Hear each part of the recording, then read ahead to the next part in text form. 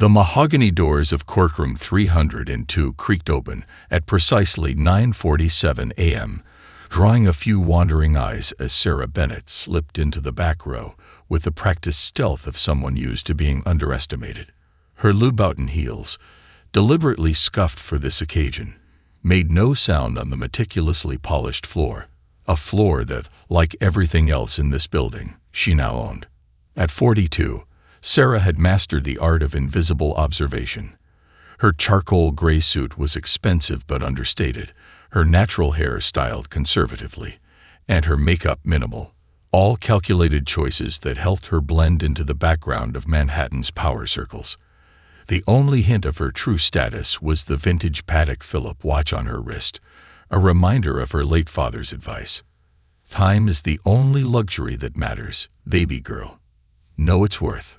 Judge William Maxwell's voice boomed through the chamber, interrupting her thoughts. Next case, he barked, barely glancing at the young Hispanic man trembling before him.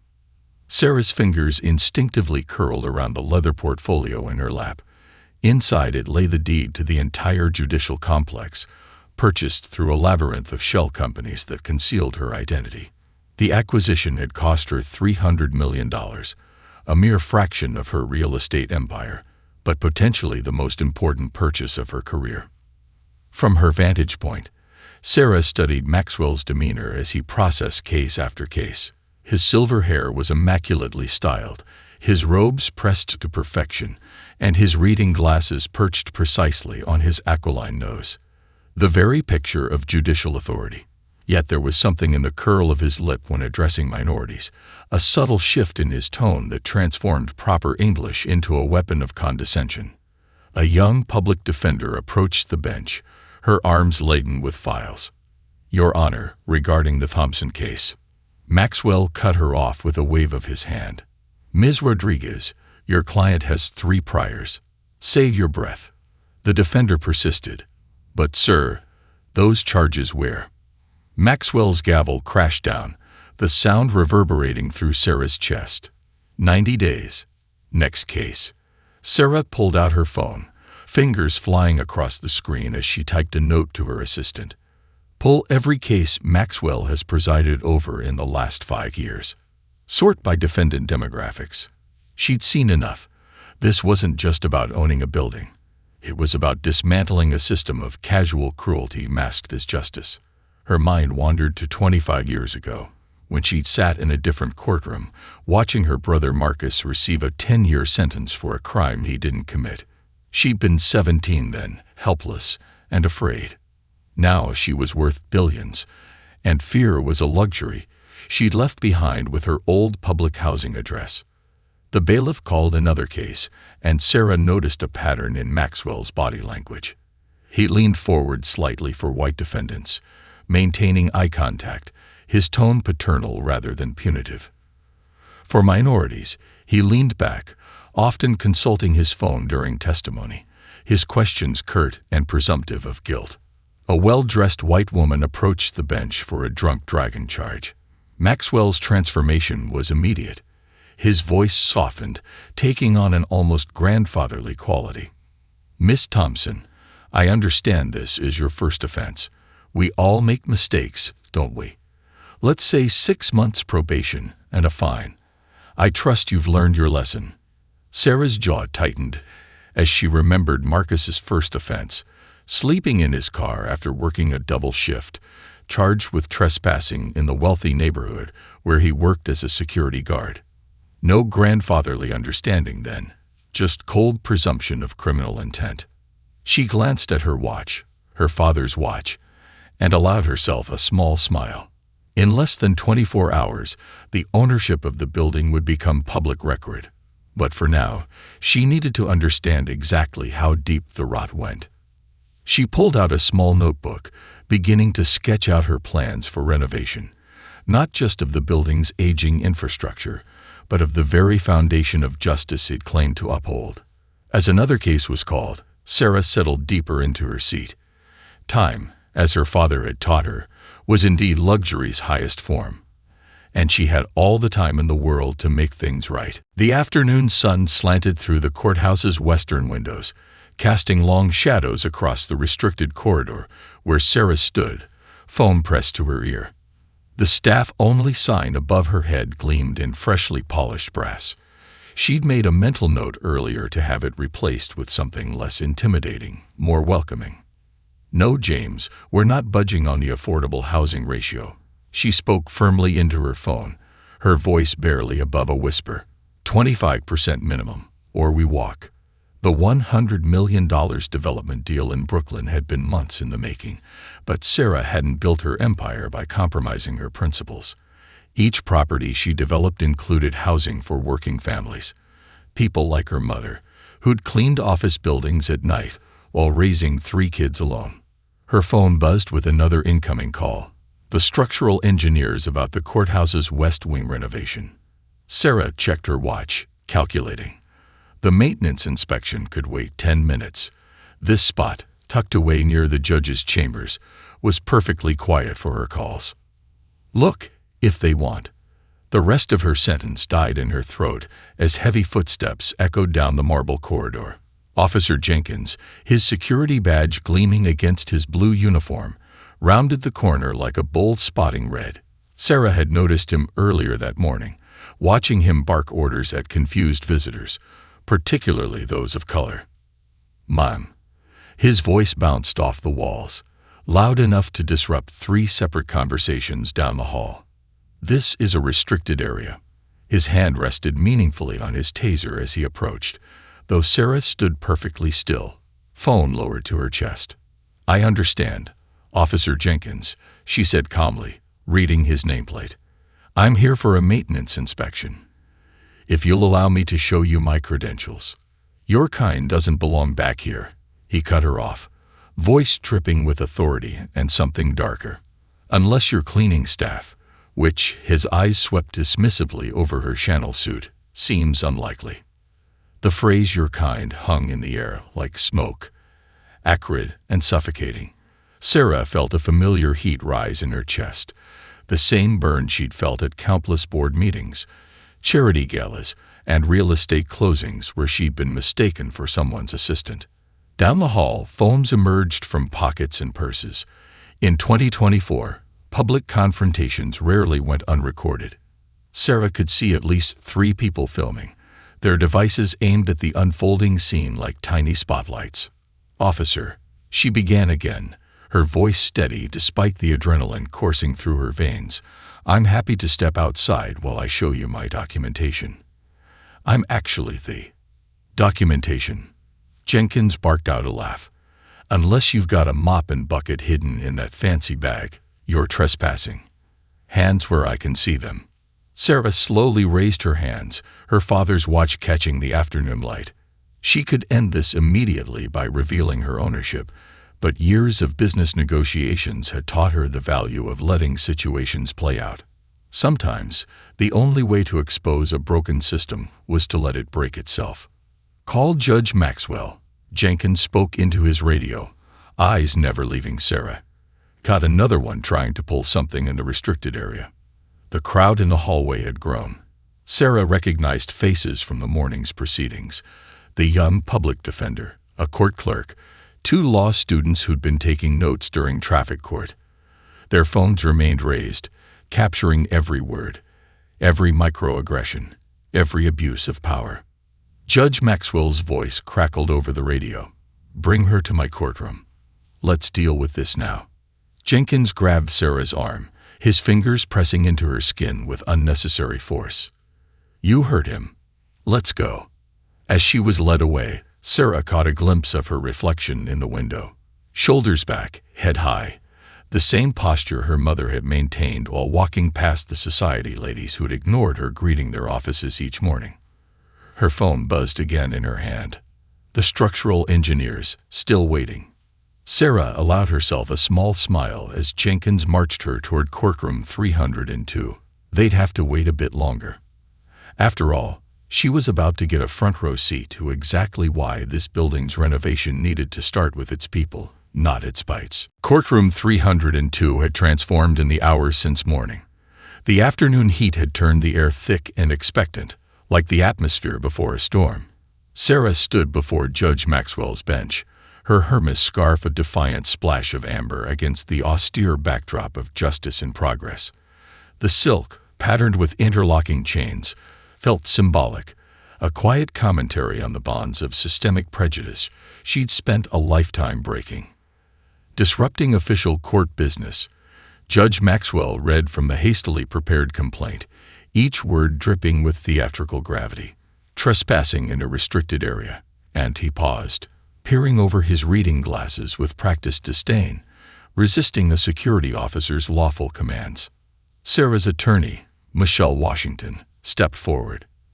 At 35, she was younger than Sarah, but carried herself with the confidence of someone who'd never lost a case. "Your Honor, if I may." "You may not," Maxwell interrupted, barely glancing at the credentials Michelle attempted to present. "I've seen enough of these situations. People who think the rules don't apply to them because they've got a designer bag and an attitude." A murmur rippled through the gallery. The afternoon crowd was larger than usual, word having spread through the courthouse about the confrontation. Phones peeked out from behind notebooks and briefcases, their cameras capturing every moment despite the no recording signs posted on the walls. "Sir," Michelle tried again, her voice carrying the weight of degrees from Howard and Yale law. "My client was conducting legitimate business." Maxwell's gavel cracked against the sound block. "Ms. Washington, is it? In my courtroom, we respect procedure. Your client was in a restricted area, disrupting the serious business of justice with what I'm told was some absurd story about building maintenance." Sarah watched as he shuffled papers on his bench, deliberately taking his time. She'd seen this behavior in countless boardrooms, men in power playing little games, asserting dominance through manufactured delays and performative authority. The difference was, in boardrooms, she owned the table they sat at. Here, she owned the entire building, but that revelation would come later. "Your Honor," Officer Jenkins interjected from his position by the bailiff's stand. She was making phone calls, acting suspicious. When confronted, she became difficult. His emphasis on the last word carried loaded meaning, a dog whistle that made several members of the gallery shift uncomfortably in their seats. Judge Maxwell nodded sagely, as if Jenkins had confirmed his worst suspicions. Of course she did. He turned his attention back to Sarah, his voice taking on the patronizing tone she'd heard him use with other minorities throughout the morning. "Ma'am, do you make a habit of wandering into restricted areas when you're supposedly here for, what was it again? Maintenance inspection?" Sarah opened her mouth to respond, but Maxwell held up his hand. No. Let me guess. You have papers, documents, proof of some kind that you were supposed to be there. Everyone does these days, don't they? Everyone's got an excuse, a story, a reason why the rules shouldn't apply to them." Michelle Washington's spine straightened, her voice cutting through the judge's monologue with laser precision. "Actually, Your Honor, we have extensive documentation." "Counsel." Maxwell's tone sharpened. "One more interruption, and you'll be facing contempt charges yourself. I'm trying to teach your client a valuable lesson about respect for this institution." Sarah remained still, her expression neutral. She'd learned long ago that silence could be more powerful than speech. Her fingers traced the edge of her father's watch, remembering his words.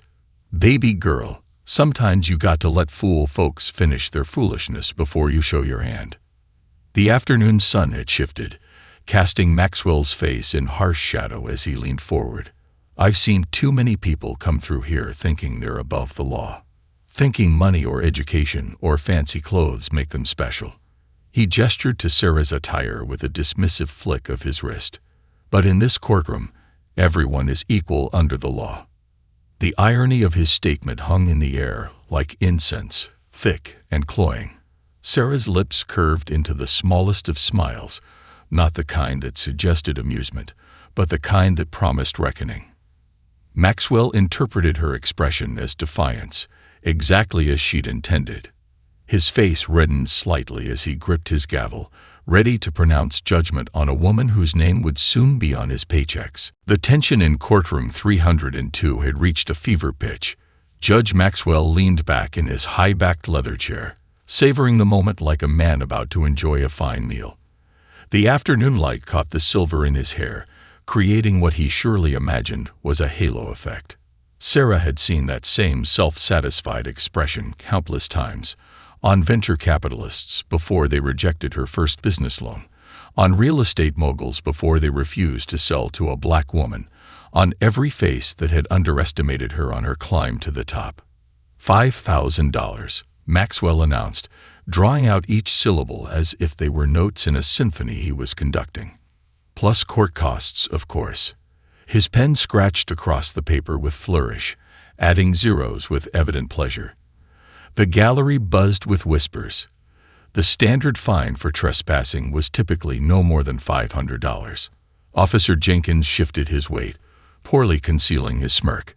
His hand still rested on his taser, though Sarah hadn't moved an inch since entering the courtroom. The young public defender from the morning session had abandoned her paperwork entirely, watching the scene unfold with undisguised concern.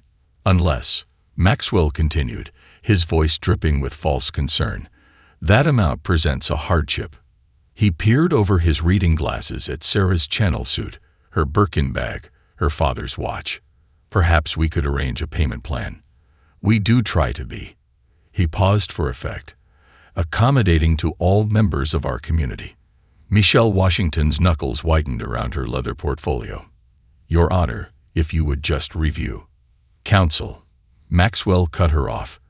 Your client has been found in contempt of this court. She has displayed a persistent attitude of disrespect for authority, for procedure, and for the sanctity of this institution.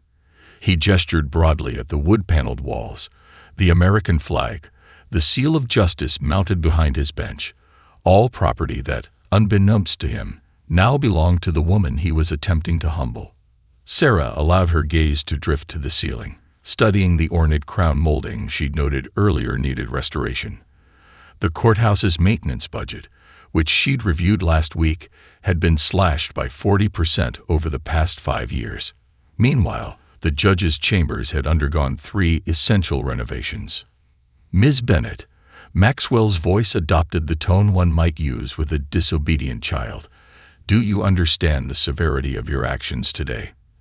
This isn't some shopping mall or public park. This is a court of law. A law student in the gallery dropped her pen, the metallic clatter punctuating the judge's pompous declaration. Sarah counted the echoes.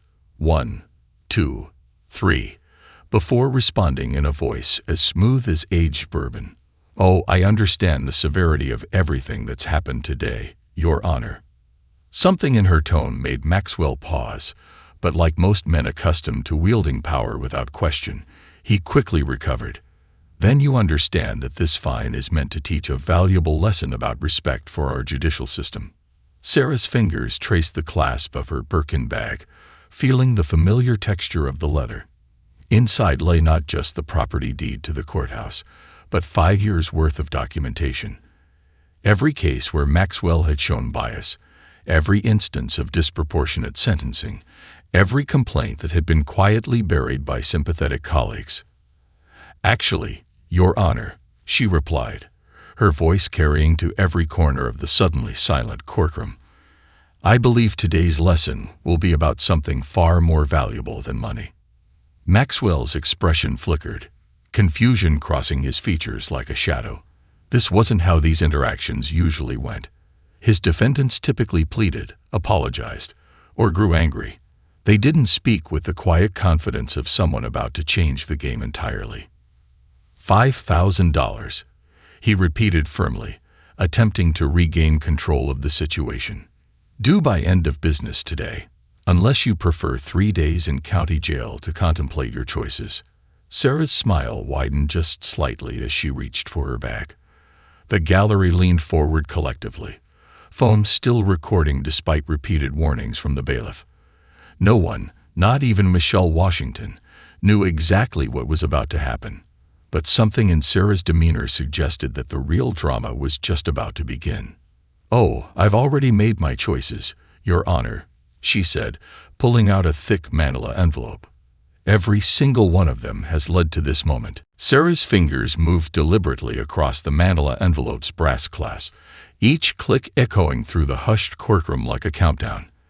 The afternoon sun had shifted again, casting long shadows across Judge Maxwell's bench, shadows that seemed to reach toward him like accusing fingers.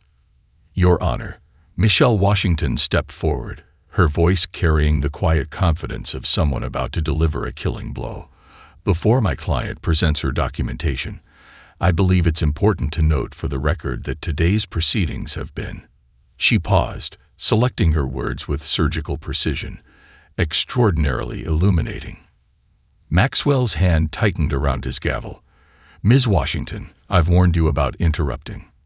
"Actually," Sarah interjected, extracting a thick sheaf of papers from the envelope, "my attorney is about to save you from making what could be the most expensive mistake of your career." She laid the documents on the counsel's table with the delicate precision of a chess master positioning their queen for checkmate. The first page wore the gold seal of the New York County Clerk's office. Beneath it, in bold black letters, was the property deed to 60 Center Street, the very building they stood in. Michelle began separating the papers with practiced efficiency: purchase agreements, transfer documents, building permits, and finally, a comprehensive proposal for courthouse renovation and reform. "I believe," Sarah continued, her voice carrying to every corner of the now silent room, "that attempting to find the owner of this building for being in her own property might raise some interesting legal questions." She met Maxwell's gaze steadily. Questions that could prove rather embarrassing for all parties involved. The color drained from Maxwell's face in stages, like a sunset in reverse. Behind him, Officer Jenkins had gone completely still, his hand finally dropping from his taser. The gallery erupted in whispers, phones raised higher to capture the moment justice itself was put on trial. "This is—" Maxwell sputtered, grabbing the deed with trembling fingers. "This can't be." "But it is," Michelle confirmed, her smile razor-sharp. "My client, Sarah Bennett, CEO of Bennett Global Development, acquired this property last month through a competitive bidding process. The sale was finalized last week." She laid down another document. "This is the maintenance inspection schedule she was reviewing when Officer Jenkins confronted her in what is, technically, her private property."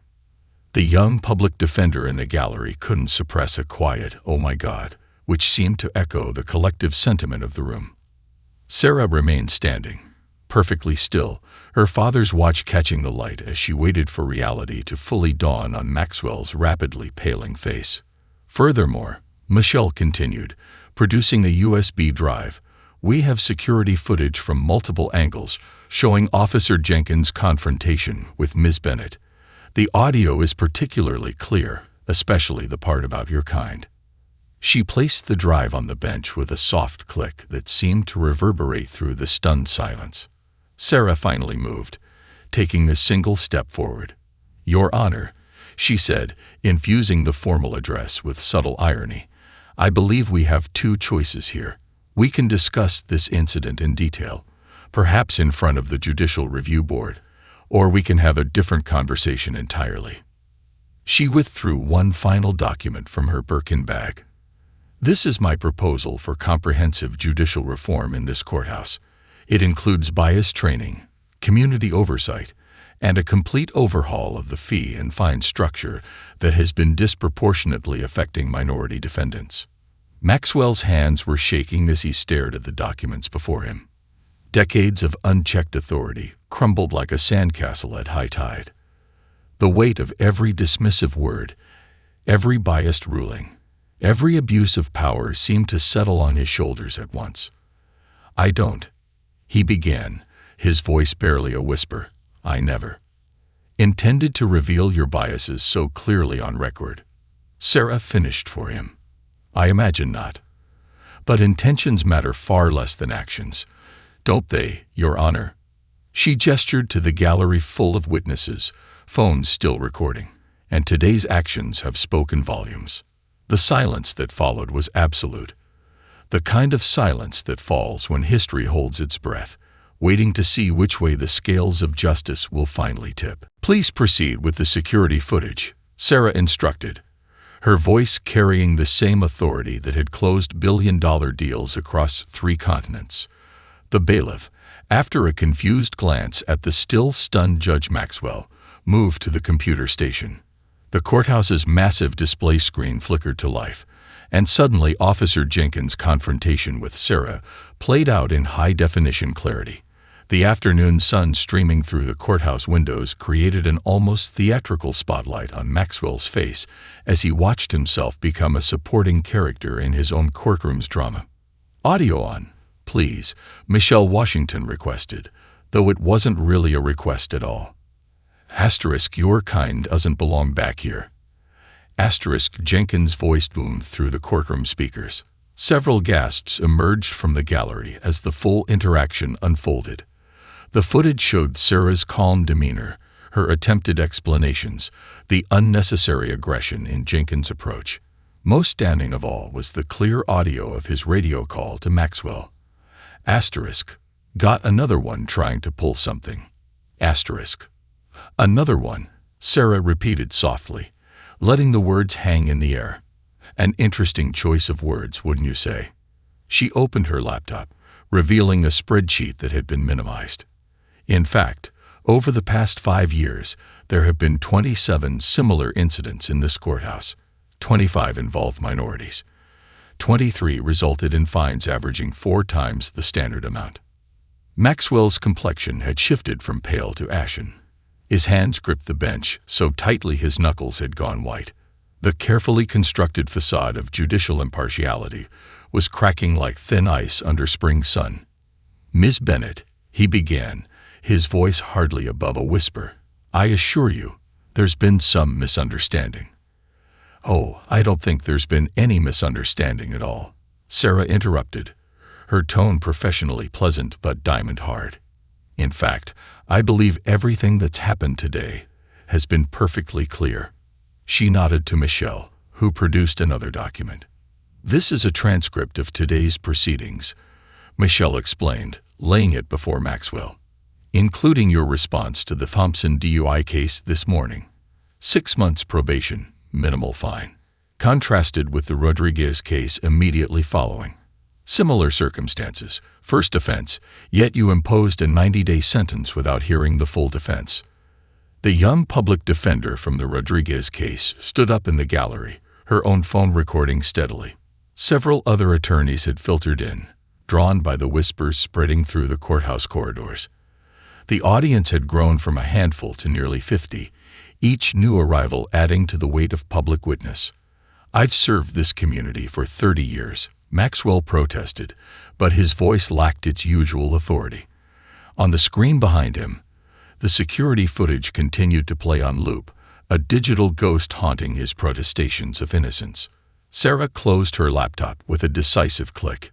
"Yes, you have. And now we have comprehensive documentation of exactly how you've served it." She turned to address the gallery directly, her voice carrying the same quiet power that had built her empire. "This is what systemic bias looks like in action. Not always loud, not always obvious, but consistent, relentless, until someone decides it stops." Social media notifications began pinging throughout the courtroom as clips of the confrontation went viral. Maxwell's face appeared on dozens of screens simultaneously, his expressions of condescension and dismissal replayed in endless loops. "Your Honor," Michelle said, infusing the title with gentle irony, "we're prepared to move forward in whatever way you deem appropriate. However," she gestured to the growing crowd, the recording phones, the damning evidence displayed on the screen, "I suggest you consider your next words very carefully. They may well define the remainder of your career." Sarah remained standing, perfectly still, her father's watch catching the light. She thought of Marcus, of her mother, of countless others who had stood in this courtroom without the power to demand justice. The weight of their experiences settled around her shoulders like a mantle. Maxwell's gavel lay untouched before him, its authority as hollow now as his decades of unchecked bias. When he finally spoke, his voice had lost all trace of its former pompous authority. "What?"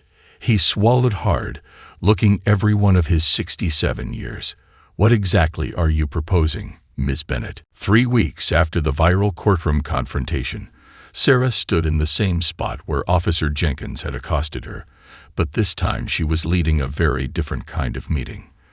The staff-only sign had been replaced with one reading Community Justice Center, and the previously restricted corridor hummed with purposeful activity. "The Free Legal Aid Center will occupy the entire West Wing," she explained to the assembled group of community leaders, attorneys, and former defendants who had faced Maxwell's biased rulings. "We're converting the old storage rooms into consultation offices, and the former judge's private dining room will become a public law library." Beside her, Judge Maxwell shifted uncomfortably in his business suit, the first time he'd been seen in the courthouse without his robes since the incident. His presence today wasn't a punishment. It had been his choice, surprising everyone, including Sarah. After a weekend of viral infamy and a flood of similar stories from other defendants, he had reached out through Michelle Washington with an unexpected proposal. "I'd spent 30 years viewing justice through a warped lens," he had admitted during their first meeting. "I'd like the chance to help straighten it." Now, he cleared his throat and addressed the group. "The bias training program Ms. Bennett has implemented isn't just for current staff." His voice carried none of its former condescension. "It's also for judges like myself who need to confront our own prejudices. We've already identified 300 cases that require immediate review." Sarah watched him carefully. The transformation wasn't complete. She'd seen him flinch slightly when a young black attorney questioned him earlier, but it was genuine. Sometimes, she'd learned, the most lasting change came from those who had the furthest to go. "Justice for all isn't just a program," Sarah continued, gesturing to the newly installed digital displays, showing real-time case statistics and demographic data. "It's a complete reimagining of how our legal system serves the community." She pulled up the preliminary results on her tablet. "In just 3 weeks, we've already seen a 40% reduction in discriminatory sentencing patterns." Officer Jenkins, now enrolled in a comprehensive de-escalation and cultural sensitivity training program, stood at the back of the group. His uniform had been replaced by civilian clothes, his former swagger transformed into something more contemplative. He'd approached Sarah after the incident, not with excuses, but with a question. "How do I become part of the solution?" The answer had surprised them both. Jenkins was now scheduled to lead security sensitivity training sessions, using his own confrontation with Sarah as a case study in unconscious bias and abuse of authority. "The Community Oversight Board meets weekly," Michelle Washington explained to the group, pointing to the newly renovated conference room. "We've established a rotating schedule of civil rights attorneys, community advocates, and local residents who review all cases for potential bias." Sarah's phone buzzed. CNN wanting another interview about the courthouse transformation. They'd have to wait. This wasn't about publicity. It was about progress. She thought of Marcus, imagining him watching from somewhere beyond, finally seeing justice bend toward something resembling truth. But the most important change, Sarah addressed the group, her voice carrying the weight of personal experience, is our new accountability system. She revealed the courthouse's new website, displaying transparent statistics on sentencing patterns, fine distributions, and demographic data. Every decision, every interaction, every outcome is now publicly trackable. "Sunlight," she smiled, "is the best disinfectant." The young public defender from the Rodriguez case raised her hand. "What about resistance from other judges and court officers?" "Change isn't optional," Maxwell answered before Sarah could speak. "Ms. Bennett owns the building, yes, but more importantly, she owns the truth about what's been happening here. We either evolve or we step aside." Sarah watched as heads nodded throughout the group. The corridor, once a symbol of exclusion, now buzzed with the energy of transformation. On the wall, a newly installed plaque caught the afternoon light. It bore a simple inscription: "Justice is not just what happens in the courtroom. It's what changes in the hearts of those who serve it." As the group moved toward the new training center, Sarah lingered for a moment, touching her father's watch. "Time is luxury," she whispered his words. "And sometimes, luxury is watching the right kind of change unfold at exactly the right moment." 1 year to the day after Sarah Bennett was nearly arrested in her own building, Courtroom 302 hosted a very different kind of proceeding. The morning sun streamed through newly restored windows, illuminating a space transformed not just physically, but fundamentally. The statistics speak for themselves.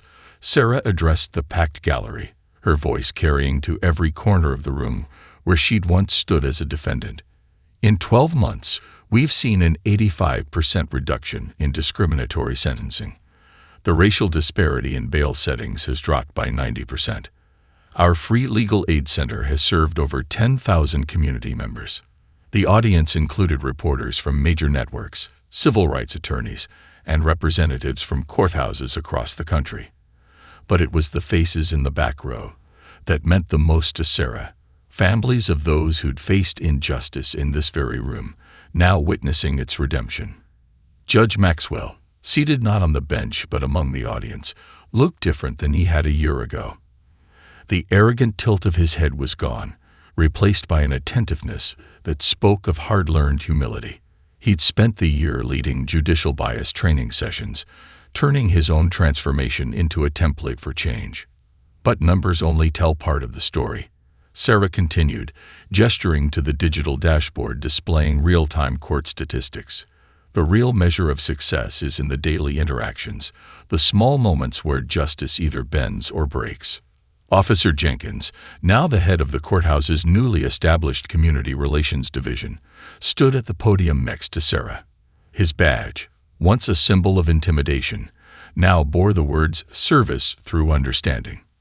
"We've trained over 500 court officers in de-escalation and cultural sensitivity," Jenkins reported, his voice carrying the weight of personal experience. "Every confrontation that doesn't happen, every situation that's resolved through understanding rather than force. That's the real victory." Michelle Washington, recently appointed to the state's Judicial Reform Committee, presented the next set of findings. The Bennett Protocol, as it's now known, has been adopted by 12 other courthouses across 3 states. The ripple effect is just beginning. Sarah's phone buzzed silently in her pocket. Another courthouse requesting consultation on implementing similar reforms. They'd have to wait. Today was about honoring the journey, not planning the next destination. The young public defender from the Rodriguez case, now running the Legal Aid Center's youth advocacy program, shared stories of lives transformed, cases reviewed, sentences adjusted, families reunited. Each success story a brick in the foundation of a more just system. But perhaps the most significant change, Sarah concluded, touching her father's watch, is in what hasn't happened. The confrontations that never occurred. The biases that were checked before they became actions. The injustices prevented rather than remedied. From the back of the courtroom, a familiar face caught her eye. Marcus's former cellmate, now working as a peer counselor in the rehabilitation program. He gave her a subtle nod, both of them knowing that while one courthouse couldn't fix a broken system, it could show the way forward. The afternoon sun painted long shadows across the floor as the formal presentation ended. Reporters gathered their equipment, officials exchanged cards, and gradually the crowd thinned. Sarah remained, watching the interplay of light and shadow across the room's restored grandeur. Judge Maxwell approached her last, his steps measured, his expression thoughtful. "A year ago, I thought I was teaching you about respect for this institution," he said quietly. "Instead, you taught all of us what respect really means." Sarah smiled, remembering the tension of that day, the weight of centuries of injustice balanced against one moment of truth. Justice isn't just a concept, Your Honor. It's a practice, a daily choice to see humanity in every face that enters these doors. As she gathered her things to leave, Sarah paused at the newly installed plaque by the courtroom door. Below the courthouse's original dedication was a new inscription.